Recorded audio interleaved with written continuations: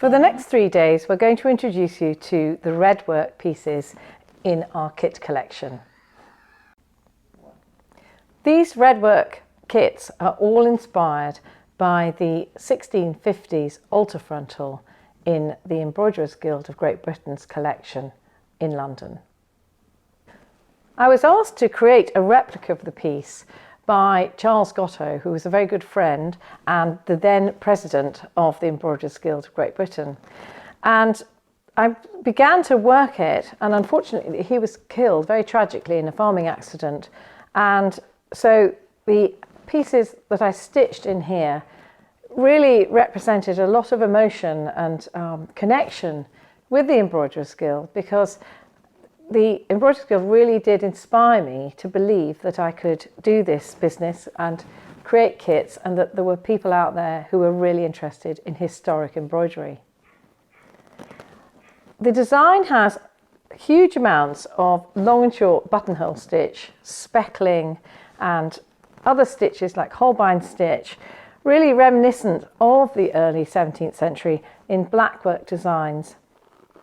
So the Altar Frontal, I believe, is supporting the Catholic cause, and it's a travelling piece. It's something that would hang from the front of an altar, and it could be folded up and moved. So this was a project that I worked with 3 other ladies in the Eden Valley where we live, in Cumbria, in northern England, and we took about 3 years to make it. We made it in 3 sections, as was the original, so we tried to keep it very true, so that this is the join here, very deliberate join and a join there, and we swapped. So I worked a lot of speckling, I have to say, and my friend Val worked an awful lot of Holbein stitch, and the long and short buttonhole I think was done by all 4 of us. But you know, the different styles of our stitching really reflect the original, where you could see that some embroiderers were more experienced than others. The first kit in this little trio is the Parrot here, which is on the Altar Frontal, and the lack of scale between the Parrot and the couple, the Adam and Eve, is quite interesting to me, because of course they didn't really size designs up and down. There was no sense of trying to do that on these mid 17th century pieces, as you have with stump work as well.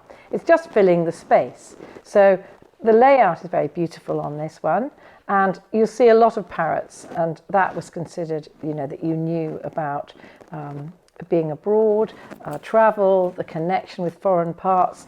People had seen parrots, so that they look very realistic, unlike elephants and other beasts, which were seen by very few people at that time. But this would make a cushion or a pillow, however you like to describe it, or you could frame this, or you could use this as a stool top. And I just would advise you not to block it, because it's naturally dyed with red, and red is a known colour to run. So you just make sure that your linen is really tight on the frame, and that you use a slightly slacker tension than you might be tempted to when you're working the stitches.